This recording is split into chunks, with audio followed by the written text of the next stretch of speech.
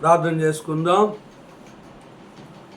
జిమ్గల్ తండ్రి, వందనాలు ప్రభాను ప్రేమించి ఇంతవరకు నీ సన్నిధి మాతో ఉంచావు. అందును బట్టి కృతజ్ఞత చెల్లిస్తూ మరొక పర్యాయము అయా నీ వాక్య వెలుగులో అయా నాయన మా జీవితాలను సరి చేసుకోవడానికి నీ వాక్యము వెళ్ళడగు తోడని వెళ్ళి కలుగును. దేవా, నీ వాక్యము జుంటే తేనె దారుల కంటే మధురము. నీ వాక్యము ప్రాణాత్మ కీలును మూల్గులను విభాగించేది. దేవా, నీ వాక్యము రెండంచుల ఖడ్గం వంటిది. నీ వాక్యము వెళ్ళడగు తోడనే వెళ్ళి కలుగును. దేవా, నీ వాక్యము మా పాదములకు దీపమని నీ మాటలన్నిటిని బట్టి నిన్ను ఘనపరుస్తున్నాను. ఈ దినము క్రైస్తవ కుటుంబము కొరకు ప్రార్థిస్తున్నాం. విశ్వాసులైన వారు తమ కుటుంబములను దేవుని ఆత్మ జ్ఞానముతో నన్ను కట్టుకున్నట్లుగా వారికి నీ జ్ఞానముతో నింపమని ప్రార్థిస్తున్నాను. కుటుంబంలో ఏక మనస్కులై ఉండినట్లుగా దేవా, అందరూ ఒకరిగా ఉండి ఒక ఆత్మత కలిగిన వారే, ఏక మనసు కలిగిన వారుగా వారిని సిద్ధపరచు. పిల్లలు దేవుని వాక్యముతో పెంచబడినట్లుగా తల్లిదండ్రులు జ్ఞానము దయచేయి. కుటుంబముగా దేవుని సంఘముతో సహవాసం కలిగి ఉండులాగున వారిలోని భయం కలుగుచే. క్రైస్తవ యవనస్తులు దేవుని మహిమ కొరకు తమ జీవితాలు కట్టుకుంటూ కొరకే అయా వారిలోని రక్షణ కార్యాన్ని జరిగించు. క్రైస్తవ యవనస్తులు జీవిత భాగస్వాముల విషయంలో, వివాహ విషయంలో ఈ చిత్తాన్ని ఎరిగేవారుగా వారిని సిద్ధపరచు. పెద్దలైన తల్లిదండ్రులను నిర్లక్ష్యం చేయకుండా సహాయం చేయి. తల్లిదండ్రుల వృద్ధాప్యంలో దేవా వారికి సహాయం చేసేవారుగా వారితోనూ మాట్లాడు. కుటుంబము దేవుని పనిలో కొనసాగినట్లుగా వారు అయా నీ పనిలో కొనసాగేవారుగా వారిని సిద్ధపరచు. ఇతర కుటుంబాలకు ఆశీర్వదకరంగా మేలుకరంగా జీవించినట్లుగా అయా నాయన వారిని సిద్ధపరచు. క్రైస్తవ కుటుంబముల్లో ఇంకనూ రక్షణ లేని వారి రక్షణ కొరకు ప్రార్థిస్తున్నాను. నీ కనికరము చేత రక్షించు, నరకము నుంచి విడిపించమని యేసు నామములో వేడుకుంటున్నాం తండ్రి, ఆమేన్.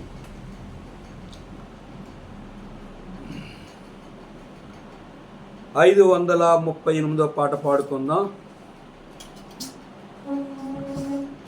నా జీవిత సాగరమునా నన్ను నడిపించుము ప్రభువా, కుడి ఎడమకు తొలగాకుండా నన్ను చక్కగా నడిపించు. కుడి ఎడమకు తొలగాకుండా నన్ను చక్కగా నడిపించు. అంధకార లోకములో అంధుడనై నేనుండగా, అంధకార లోకములో అంధుడనై నేనుండగా, పందిరంగములో నేను గెలువా నా ముందుగా నడుపుము. పందిరంగములో నేను గెలువా నా ముందుగా నడువుము. నా జీవిత సాగరమునా నన్ను నడిపించుము ప్రభువా, కుడి ఎడమకు తొలగాకుండా నన్ను చక్కగా నడిపించు. కుడి ఎడమకు తొలగాకుండా నన్ను చక్కగా నడిపించు. లోకములో మాయలకు లోకుల మోమాటముకు, లోకములో మాయలకు లోకుల మోమాటముకు, లోకువ నేను కాకుండు నాటు మెల్లకువ నొసగుము ప్రభువా, లోకువ నేను కాకుండు నాట్లు మెల్లకువ నొసగుము ప్రభువా. నా జీవిత సాగరమునా నన్ను నడిపించుము ప్రభువా. కుడి ఎడమకు తొలగాకుండా నన్ను చక్కగా నడిపించు. కుడి ఎడమకు తొలగాకుండా నన్ను చక్కగా నడిపించు. ఆత్మీయ యుద్ధములో శత్రువును ఓడింపన్. ఆత్మీయ యుద్ధములో శత్రువును ఓడింపన్. సత్యవాక్య విశ్వాసములు నిత్యము నొసగుము ప్రభువా. సత్యవాక్య విశ్వాసములు నిత్యము నొసగుము ప్రభువా. నా జీవిత సాగరమునా నన్ను నడిపించుము ప్రభువా. కుడి ఎడమకు తొలగాకుండా నన్ను చక్కగా నడిపించు. కుడి ఎడమకు తొలగాకుండా నన్ను చక్కగా నడిపించు.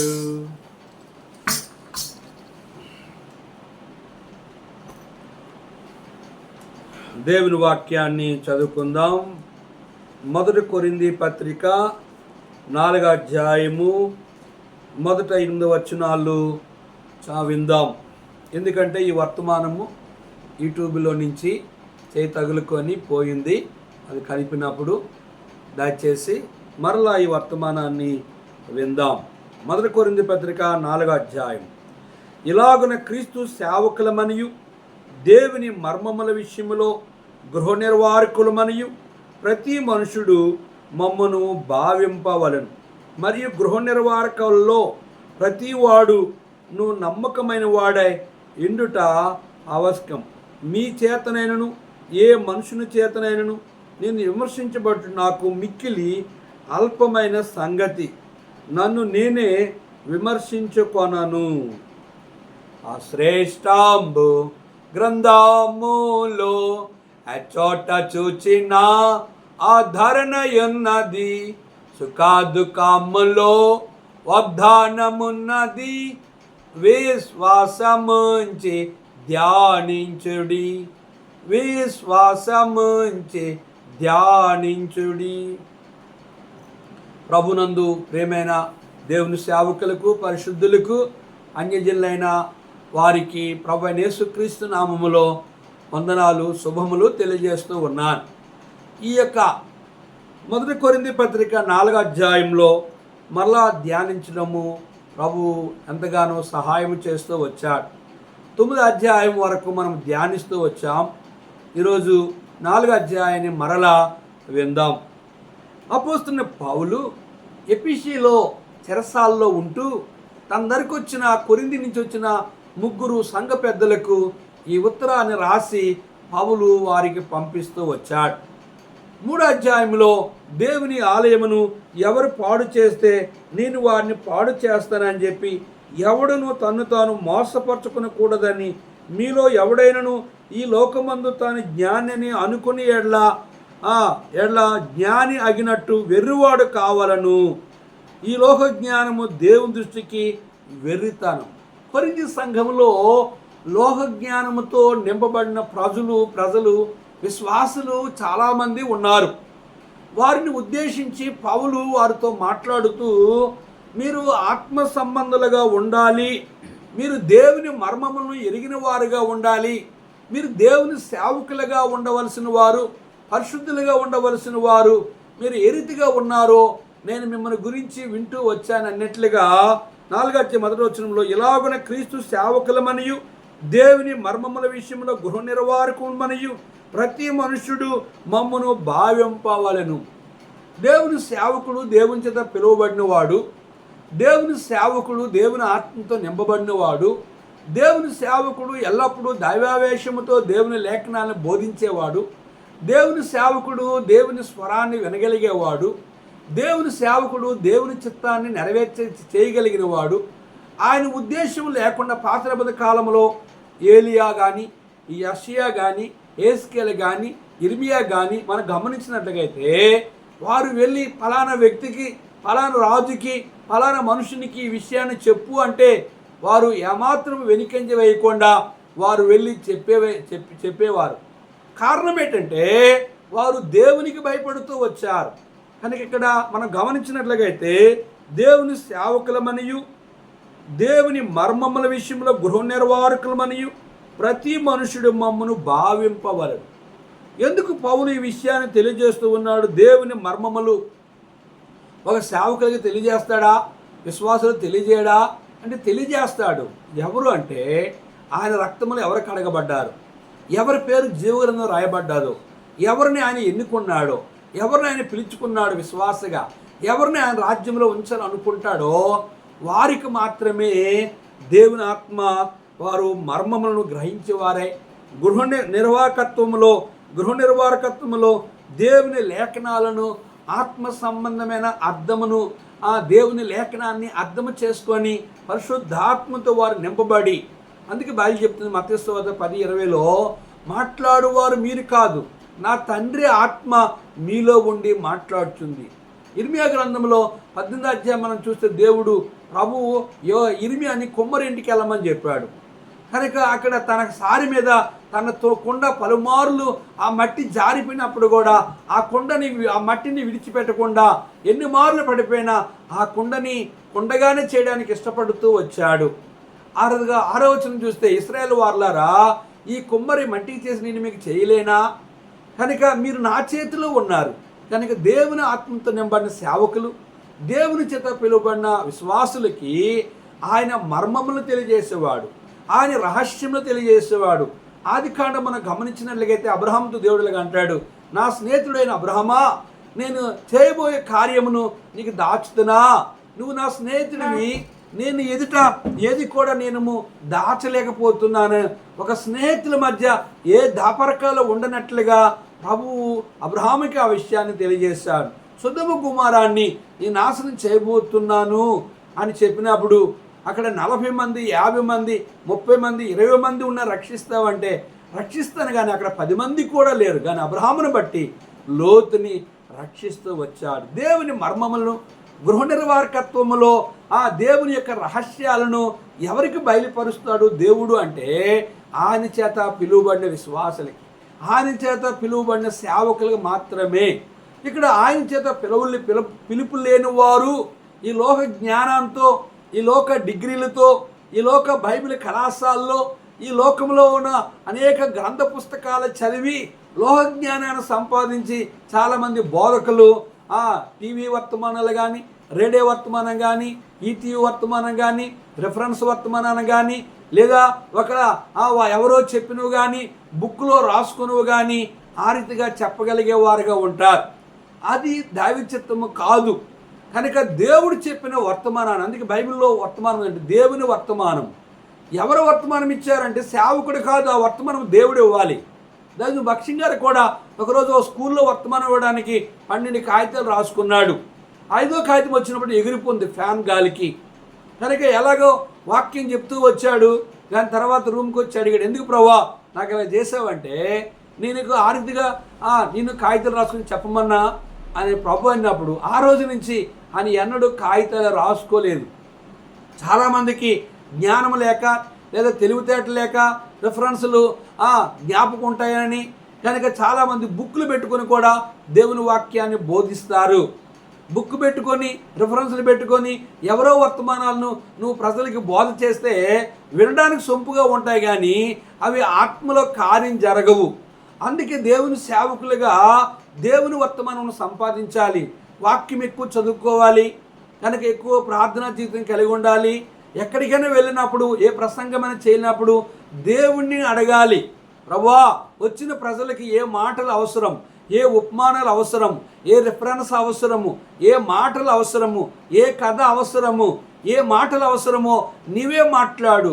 నేను ఒట్టి పాత్రని కనుక నాలో నుండి నీ ప్రజలకి ఏ మాటలు ఎవరికి అవసరమో ఆ నీ వర్తమానం దయచే. నువ్వు దేవుని మీద ఆధారపడితే ఆయన నీకు ఆ వర్తమానం ఇస్తాడు. నేను ఒక పర్యాయము ప్రారంభ వర్తమానము ఒక రూమ్లో ప్రార్థన చేసుకుని బైబిల్ ఎక్కువ చదువుకొని మొదటి వర్తమానం నేను సిద్ధపడ్డాను.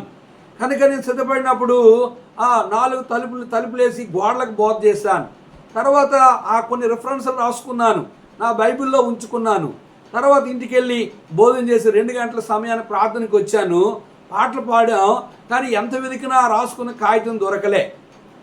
కనుక దేవుడు ఆ రోజు నుంచి ఈ రోజు వరకు కూడా నేను ఏ కాగితం రాసుకోను, ఏ రిఫరెన్స్లు, ఎవరు చెప్పే వర్తమానాలు, కనుక ఎవరి మీద నేను ఆధారపడను.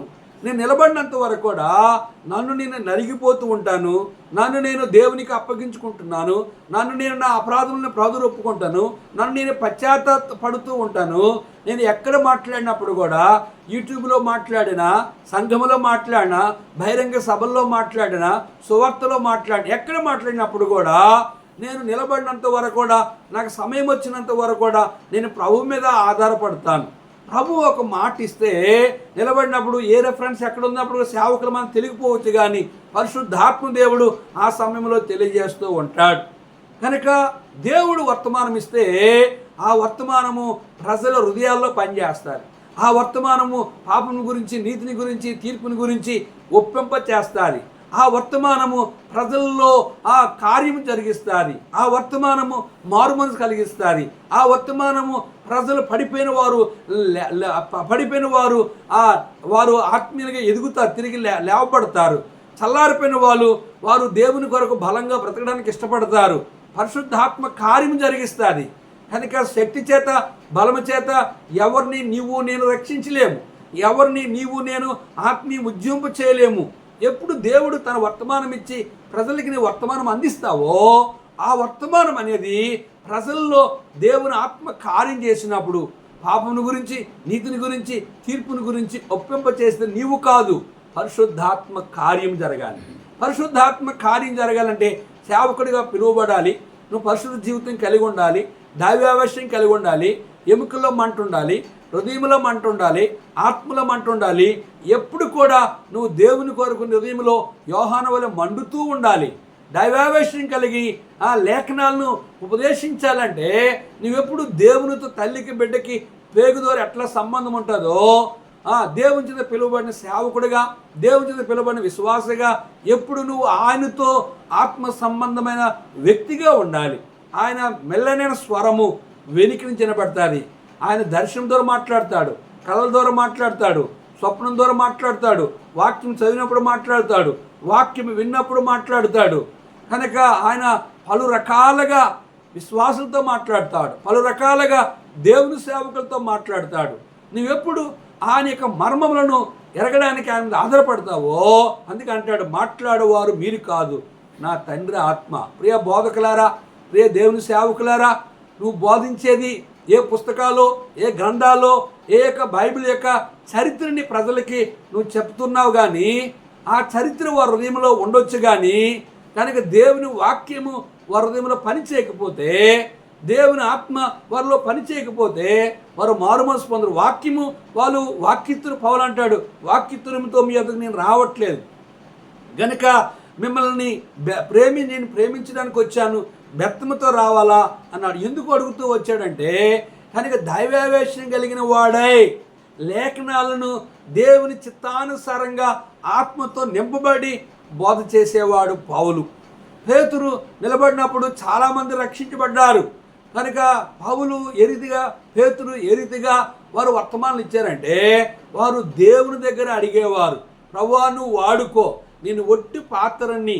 ఆ రీతిగా దేవుని మీద ఆధారపడినప్పుడు దేవుడు తన వర్తమానం ఇచ్చి తన ప్రజలైన వారికి అందిస్తూ వచ్చాడు. 2వ వచనం గమనిస్తే, మరియు గృహ నిర్వాహకుల్లో ప్రతివాడు నమ్మకమని వాడై ఇండుట అవశ్యం. గృహ నిర్వాహకుడు, మొదటి గృహ నిర్వాహకుడు మనం గమనించినట్లయితే యోసేపు తన గృహంలో పొతిఫర్ ఇంట్లో నమ్మకమైన వాడు. గృహ నిర్వాహకుడు, తన ఇంటిలో పొత్తిఫెరకి ఏముందో ఏమి లేదో తెలియనివాడు, అంత నమ్మకమైన వాడు. అలాగే మనం హెబ్రీ పత్రికలో 3వ అధ్యాయం మనం గమనించినట్లుగా అయితే మోషే దేవుని ఇల్లంతట్లో నమ్మకమైన వాడని అక్కడ రాయబడుతూ వచ్చింది. దేవుని ఇంటిలో, దేవుని సంఘములో నీకు అప్పగించిన పనిలో నువ్వు ఏ రీతిగా ఉండాలంటే నమ్మకమైన వాడుగా ఉండాలి. కానీ ఇక్కడ మనం గమనించినట్లుగా అయితే మోషే దేవుని ఇంటిలో ఎట్లా ఉన్నాడంటే నమ్మకమైన వాడుగా. 2వ వచనం, దేవుని ఇంటిలో మోషే నమ్మకముగా ఉన్నట్లు ఈయన కూడా తను నియమించిన వానికి నమ్మకముగా ఉండెను. యోసేపు తనకు అప్పగించిన పనిలో పొత్తిఫెర బాధితులుగా అన్నాడు, నీ యజమాని ఇంటంతటిని అప్పగించాడు, కానీ నిన్ను మాత్రం నాకు అప్పగించలేదు. నా యజమానికి, నా దేవునికి నేను ఇంత ఘోరమైన పాపము చేయలేను అని ఖండితంగా చెప్తూ వచ్చాడు. కనుక గృహ నిర్వాహకుడుగా, సేవకుడుగా, ఒక విశ్వాసిగా ప్రతి విషయంలో కూడా ఆయన ఎదుట నమ్మకస్తుడిగా నువ్వు ఆత్మీయంగా బ్రతికినప్పుడే నమ్మకంగా బ్రతుకుతావు. శరీరానుసారులు శరీరానుసారం జీవిస్తారు, ఆత్మానుసారం జీవిస్తారు. నేటి దినాన్ని క్రైస్తవులుగా, విశ్వాసులుగా, సేవకులుగా కనుక ఏమి తిందామా, ఏమి త్రాగుదామా, ఏమి సంపాదించుకుందామా, ఎలా బతుకుదామా, అల్లా రెవరెంట్ లాగా, ఇల్లీ బిషప్ లాగా, అల్లా పాస్టర్ గారి లాగా, వాళ్ళలాగా నేను ఎలాగ పెద్దోడిని అయిపోవాలి, ఎలాగా ధనాలు, ఎలాగ ధనము సంపాదించాలి, ఎలాగ చర్చలు సంపాదించాలి, ఎలాగ ఇతర విశ్వాసాలు దొంగతనం చేయాలి, ఎలాగ ఇతర సంఘాలు మొక్కలు చేయాలి, ఎలాగ ఇతర విశ్వాసాలు నా చేతిలో ఉంచుకోవాలి, ఎలాగ ఇతర విశ్వాసాల డబ్బును నేను స్వాధీనం చేసుకోవాలని ఎప్పుడు ఇదే తపన. కనుక నీ లోకములో నువ్వు ఆస్తిపాస్తులు సంపాదించు, చర్చిలు సంపాదించవచ్చు, కానీ నీ లోకములో ధనధాన్యాలు సంపాదించవచ్చు, కానీ ప్రభువు నిన్ను నమ్మకమైన వాడు అంటాడా? అనలేడు. కనుక గెహాజీ అడిగాడు, ఎలీషా అడిగాడు, నువ్వు ఎక్కడికి వెళ్ళావంటే, నీ దాసుడు నేను ఎక్కడికి వెళ్ళలేదంటే, నువ్వు ఆ రథం ఎదుర్కొన్నప్పుడు నా మనసు నీతో రాలేదా? గెహాజీ నమ్మకమైన వాడు కాడని ఎలీషాకు తెలుసు. ప్రియా విశ్వాసులారా, ప్రియ దేవుని సేవకులారా, నువ్వు నమ్మకమైన వాడువో అపనమ్మకమైన వాడువో దేవునికి తెలుసు.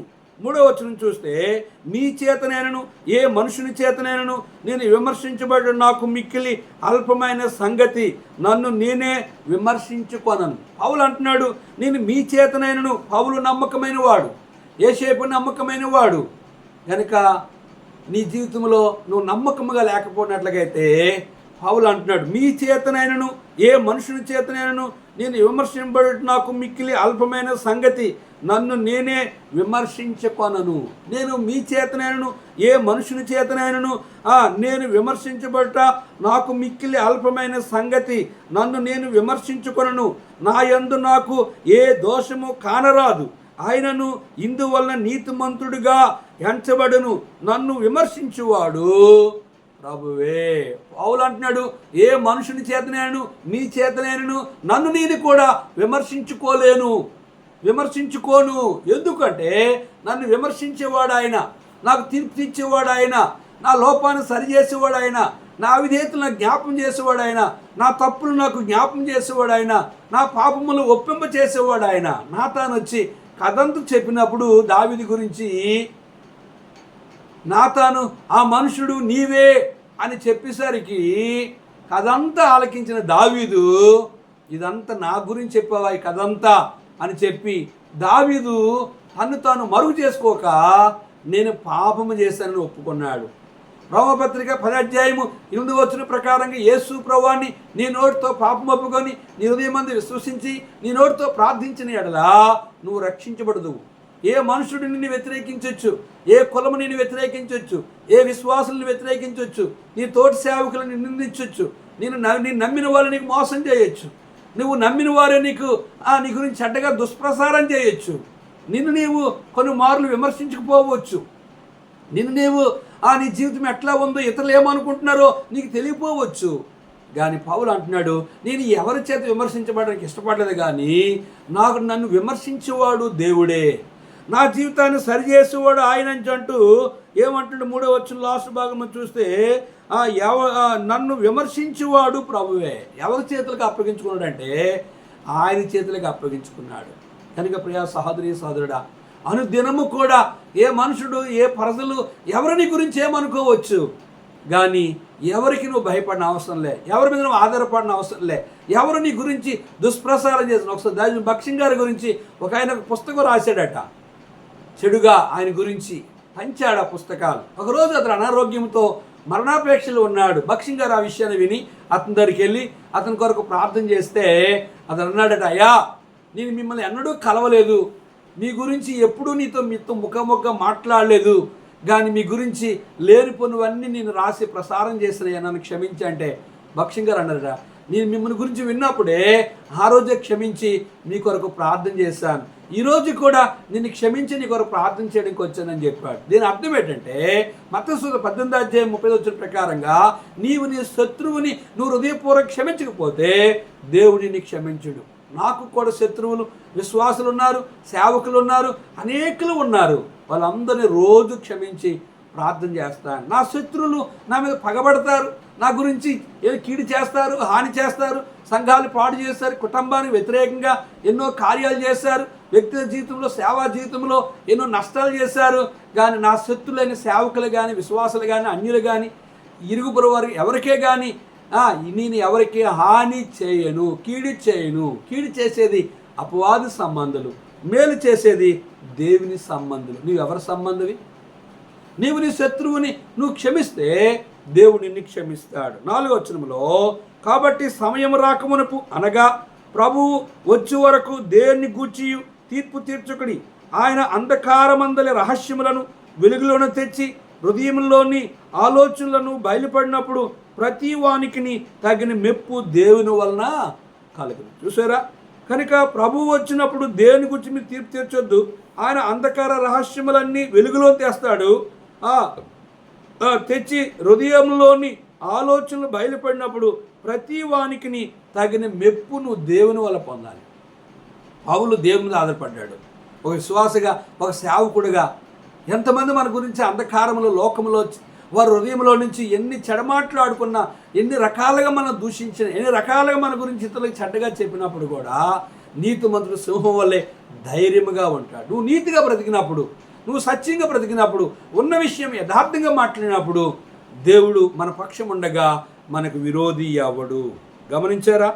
కనుక 5వ 6వ వచనంలో సహోదరులారా మీరు మమ్మను చూచి లేఖనముల యందు రాసి ఉన్న సంగతులను అతిక్రమింపకూడదని నేర్చుకొని మీ కొరకును మీ కొరకు మీరొకరిని పక్షమున మరి ఒకరిని మీద ఉప్పొంగుకుంటున్నట్లు ఈ మాటలు మీ నిమిత్తము నా మీద అపోల మీదను పెట్టుకొని సాదృశ్యముగా చెప్పి ఉన్నాను. పౌలు అంటున్నాడు, సహోదరులారా మీరు మమ్మును చూచి లేఖనమందు రాసిన సంగతులను అతిక్రమింపకూడదని నేర్చుకున్నాం. లేఖనాల్లో ఉన్న మాటలను, దేవుని వాక్యాన్ని అతిక్రమింపకూడదని నేను బర్నబా నేర్చుకున్నాం. అయితే మీరు ఒకరి పక్షమున మరి ఒకరి మీద ఉప్పొంగుకుంటున్నట్లు ఈ మాటలు మీ నిమిత్తమై నా మీదను అపోల మీదను పెట్టుకొని సాదృశ్యముగా చెప్పి ఉన్నాను. చాలామంది మా గురించి చెడ్డగా మాట్లాడుతూ ఉన్నారు, మా గురించి చెడ్డగా ఆలోచన కలిగి ఉన్నారు, కనుక ఉప్పొంగుతూ ఉన్నారు, మా మీద విరోధముగా మాట్లాడుతూ ఉన్నారు. అయినప్పుడు కూడా మేము లేఖనముల యందు రాసిన సంగతులను అతిక్రమింపకూడదు నేర్చుకుని ఉన్నాం. గనుకనే ఈ మాటలు మీ నిమిత్తమును నా మీదను అపోలి మీదను పెట్టుకొని సాదృశ్యముగా మా మీద వేసుకొని మీ విషయాన్ని మీకు తెలియజేస్తూ ఉన్నామని పౌలు స్పష్టంగా చెప్పారు. కొన్నిసార్లు ఎవరి పేర్లైనా చెప్పినట్లేదు వారు ఉప్పొంగుతూ ఉంటారు, వాళ్ళు సంతోషిస్తూ ఉంటారు. వాళ్ళని పొగిడితే సంతోషం, వాళ్ళని తిడితే వాళ్ళు దేవుని వాక్యం ఉన్నట్టుగా చెప్పి వాళ్ళని గద్దిస్తే వాళ్ళ ముఖం ఇలా అయిపోద్ది, వాళ్ళ ముఖం దించుకుంటారు. వారు అప్పుడు అంతకుముందు ఉండే ప్రేమ వాళ్ళలో ఉండదు, వాళ్ళు ఎప్పుడు శత్రువులుగానే ఉంటూ ఉంటారు. కనుక ఇతరులని గద్దించినప్పుడు, ఇతరులకి బుద్ధి చెప్పినప్పుడు, దేవుని వాక్యం చేత నీ జీవితంలో నీ లోపమును కనబడినప్పుడు నిన్ను సరి చేసుకోవాలి. అందుకే పౌలు ఏ మనుషుని గురించి చెప్తే వాళ్ళు ఉప్పొంగుతారు, వాళ్ళు మా గురించి చెడ్డగా మాట్లాడతారు అని చెప్పి పౌలు మీద బర్నబా మా మీద మేము ఈ విషయాలు చెప్తూ ఉన్నాం. మేము ఉప్పొంగేవారము కాము. విశ్వాసగా, సేవకుడిగా మనుషుల మెప్పు, మనుషులు పొగడతలు, మనుషులు ఉప్పొంగినప్పుడు, మనుషులు నిన్ను పొగిడినప్పుడు నీకు శ్రమ. ఏ మనుషుని చేత కూడా నువ్వు పొగడబడ్డానికి ఇష్టపడకూడదు. 7వ వచనం, ఎందుకనగా మీకు ఆ ఆధిక్యము కలుగు చేయవాడెవడు? నీకు కలిగిన వాటిలో పరుని వలన నీవు పొందనది ఏది? పొందియుండియు పొందనట్టు నీవు అతిశయింపనేలా? గమనిస్తున్నారా? కనుక ఏదియు ఇదివరకే గనుక ఎందుకనగా నీకు ఆధిక్యము కలుగు చేయవాడెవడు? నీకు గౌరవం ఇచ్చేవాడెవడు? నీకు కలిగిన వాటిలో పరుని వలన నువ్వు పొందినది ఏది? ప్రశ్న, 2 ప్రశ్నలు. పొందియుండియు పొందనట్టు నువ్వు అతిశయింపనేలా? పొందియుండి కూడా పొందకుండా ఉన్నట్లుగా నువ్వు అతిశయింపనేలా?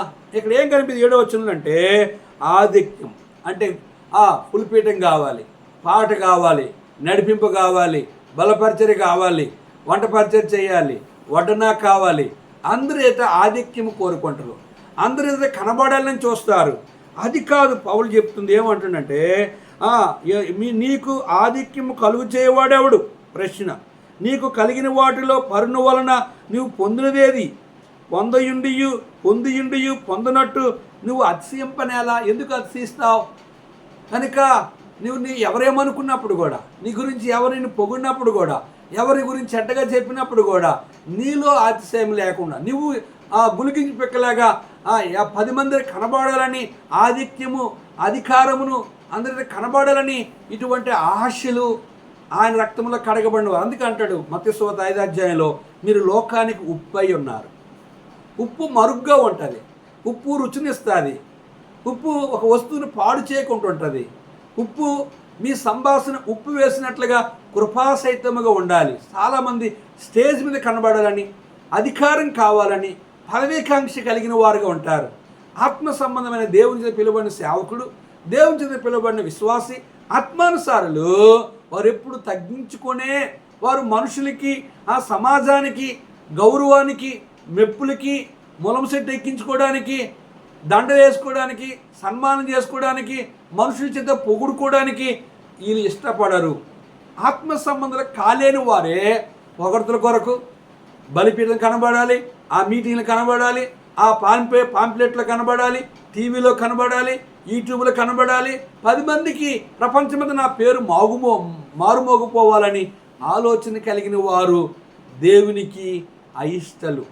8వ వచనంలో, ఇదివరకే మీరేమియు కొదువులేక తృప్తులైతిరి, ఇదివరకే ఐశ్వర్యవంతులైతిరి, మమ్మును విడిచిపెట్టి మీరు రాజులైతిరి. అవును, మేమును మీతో కూడా రాజుల మగునట్లు మీరు రాజులగుట నాకు సంతోషమే కదా. ఇంకేమంటున్న పౌలు అంటే, ముగిస్తాను ఇక్కడ, ఇదివరకే మీరేమియు కొదువు లేక తృప్తిగా ఉన్నారు. మీకేమి కొదువు లేక తృప్తిగానే ఉన్నారు అన్ని విషయాల్లో. 2వది, ఇదివరకే మీరు ఐశ్వర్యవంతులయ్యారు, ఇదివరకే మీరు ధనవంతులయ్యారు. 3వది, మమ్మును విడిచిపెట్టి మీరు రాజులైతిరి. అవునా, మమ్మల్ని విడిచిపెట్టారు. చాలామంది దేవుని విడిచిపెట్టేస్తారు, దేవుని సేవకులు విడిచిపెట్టేస్తారు, సంఘాన్ని విడిచిపెట్టేస్తారు. ఈ లోకంలో రాజులు అయిపోవాలి, ఈ లోకంలో ధనవంతులు అయిపోవాలి, ఈ లోపల ఐశ్వర్యవంతులు అయ్యాలి అని చెప్పి దేవుని విడిచిపెట్టి, సేవకుని విడిచిపెట్టి, సంఘాన్ని విడిచిపెట్టి, వాక్యం విడిచిపెట్టి, ఆదివారం కూడా దేవుని మందిరం రాలేని వారు, ఆదివారం ఇంటి దగ్గర ఉండి వంటలు చేసుకొని, ఆదివారమే ఇల్లు కరగడము, ఆదివారమే బట్టలు ఉతుక్కోవడం, ఆదివారమే మాంసం తెచ్చి వండుకోవడం, ఆదివారమే దేవుని మందిరానికి టైంకి రారు, టైంకి సిద్ధపడరు సహోదరులు. కారణం ఏంటంటే వారికి వారు అంటాడు, ఇదివరకే మీరేమీ కొదువులేక తృప్తిగా ఉన్నారు, ఇదివరకే ఐశ్వర్యవంతులయ్యారు, మమ్మల్ని విడిచిపెట్టి మీరు రాజులైతిరి. అవునా, మేమును మీతో కూడా రాజుల మగునట్లు మీరును రాజులొకట నాకు సంతోషమే కదా. పౌలు అంటున్నాడు, ఇదివరకే మేమును మీతో కూడా రాజుల మగునట్లు మీరు రాజులొకట నాకు సంతోషమే కదా. దానికి దేవుని సేవకుడు మీరు ఐశ్వర్యవంతులుగా ఉండాలని, మీరు ధనవంతులుగా ఉండాలని, మీరు తృప్తిగా ఉండాలని, మీరు రాజులుగా ఉండాలని ప్రతి విశ్వాసిని, ప్రతి సేవకుడు, తోటి సేవకుడు బాగుండాలని కోరుకుంటాడు.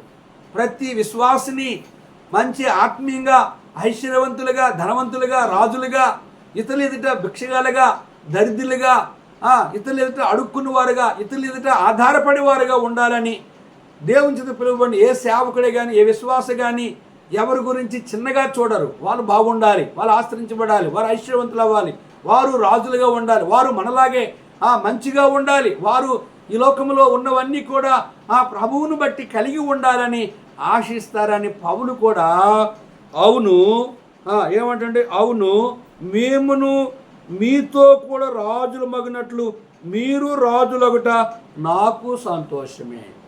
అర్థమైందా? కనుక దీని అర్థం ఏంటంటే పౌలు అంటున్నాడు, ఓ కొరింథీ సంఘస్థులారా, మీరు ఐశ్వర్యవంతులు అవ్వాలి, మీరు అన్ని విషయంలో తృప్తిగా ఉండాలి, మీరు రాజులుగా ఉండాలి.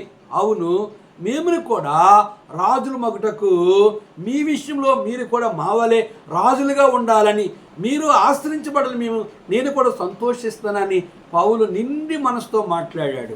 స్థానిక సేవకుడు సంఘాన్ని దీవిస్తాడు, సంఘ విశ్వాసులను దీవిస్తాడు. వాళ్ళు ఆశ్రయించబడాలి, వారు వాక్యం చేత ఉపదేశించబడాలి, బోధించబడాలి, ఖండించబడాలి, గద్దించబడాలి, బుద్ధి చెప్పాలి. వారు ఆత్మీయానుసారంగా జీవించాలి.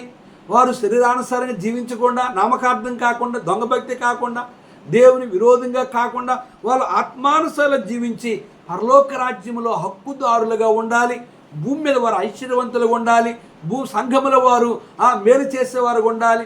సంఘములో 10 మందికి అనేక విషయాలు బీదలైన వారికి సహాయం చేసేవారు ఉండాలని ఆశించేవాడు ఎవరంటే దేవుని చేత పిలువబడిన సేవకుడు.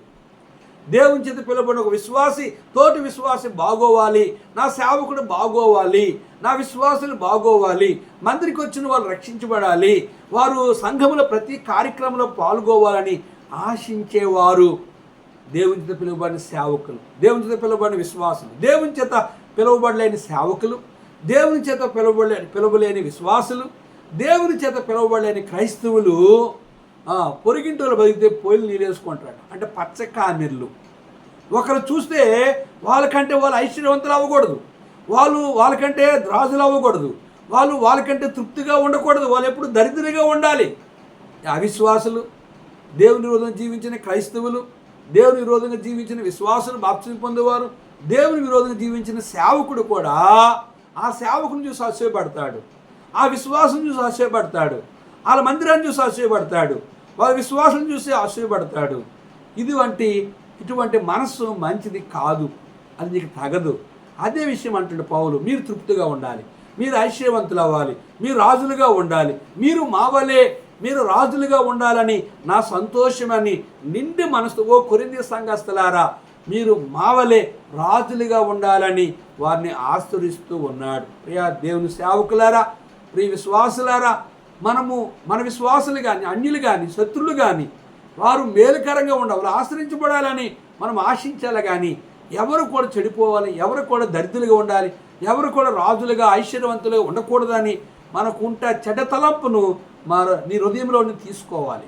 నేను ఎవరికి ప్రార్థన చేసినా, ఎవరికి కొరకు సలహా ఇచ్చినా నిండి మనసుతో ప్రార్థన చేస్తాను. దేని కొరకంటే ఒక సేవకుడుగా మీరు దేవుడు అబ్రహాముకు వాగ్దానం, మీరు ఎవరిని ఆశ్రయిస్తారో వారు ఆశ్రయించబడతారు, ఎవరు మీరు శపిస్తారో వారు శపించబడతారు, ఎవరు మీరు దూషిస్తారో మిమ్మల్ని దూషించే వారిని దూషిస్తారని దేవుడే వాగ్దానం అబ్రహాముకి ఇచ్చాడు. అలాగే మన జీవితంలో కూడా మన శత్రువులను కూడా క్షమించి ప్రార్థన చేయాలి, మన కీడు చేసిన వాళ్ళని కూడా మనం క్షమించి ప్రార్థన చేయాలి, వారు బాగుండాలని ఆశించాలి. అదే పరిశుద్ధాత్మ నీలో ఉన్నట్టుగా ప్రార్థన చేసుకుందాం. జిమ్గల తండ్రి, కొన్ని మాటలు మా ప్రియులు అన్నారు.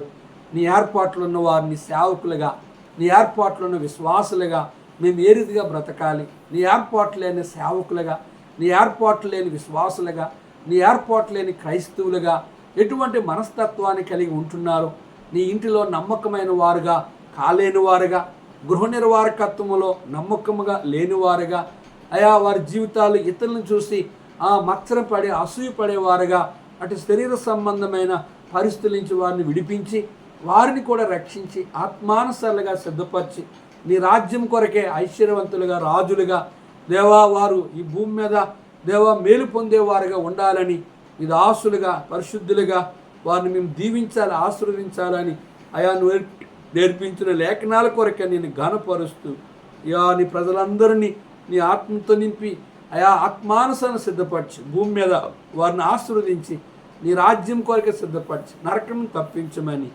యేసు నామములో అడిగి వేడుకుంటున్నాం తండ్రి, ఆమేన్. మన పరమ తండ్రి దేవుని ప్రేమ, కుమారుడైన యేసుక్రీస్తు వారి కృప, పరిశుద్ధాత్మక అన్య సహవాసం తను ప్రేమించు వారికి కూడా మనకు తోడుండి ఆశీర్వదించునుగాక, ఆమేన్. నా జీవిత సాగరమునా నన్ను నడిపించుము ప్రభువా, కుడి ఎడమకు తొలగాకుండా నన్ను చక్కగా నడిపించు. కుడి ఎడమకు తొలగాకుండా నన్ను చక్కగా నడిపించు. అందరికీ ప్రైజ్ ది లార్డ్.